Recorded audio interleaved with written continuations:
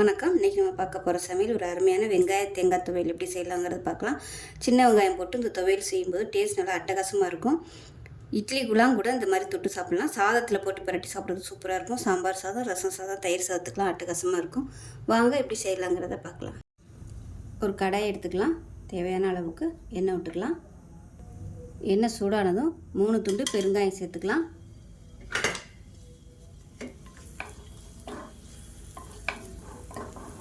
இப்போ இது கூடவே ஒரு 15 சின்ன வெங்காயம் முழுசாக அப்படியே சேர்த்துக்கலாம்.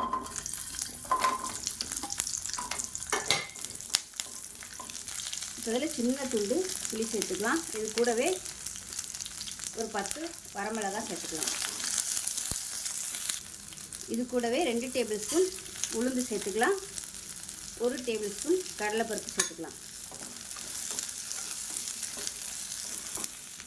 ஒரு கொத்து கருவேப்பிலை சேர்த்துக்கலாம். இப்போ இது கூடவே ஒரு 1/4 மூடி துருவன தேங்காய் சேர்த்துக்கலாம். இதில் கொஞ்சமாக உப்பு சேர்த்துக்கலாம். இப்போ தேங்காய் எல்லாமே நல்லா வறுபட்டுருச்சு. கேஸ் அமர்த்திடலாம். அமர்த்திட்டு ஒரு 4 பல் பூண்டு சேர்த்துக்கலாம். பூண்டு ஆப்ஷனல் தான், வேணும்னா சேர்த்துக்கோங்க, இல்லைன்னா ஸ்கிப் பண்ணிடலாம்.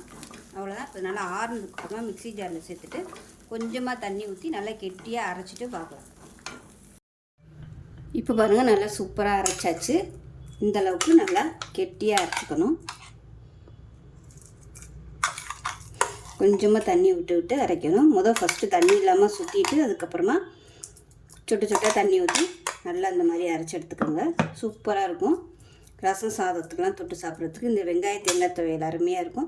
செஞ்சு பாருங்கள். செஞ்சு பார்த்துட்டு எப்படி வந்துச்சுங்கிறத சொல்லுங்கள். வீடியோ பிடிச்சிச்சின்னா லைக் பண்ணுங்கள், கமெண்ட் பண்ணுங்கள், சேனலை சப்ஸ்கிரைப் பண்ணுங்கள், பக்கத்தில் பெல் பட்டனையும் ப்ரெஸ் பண்ணுங்கள். நன்றி.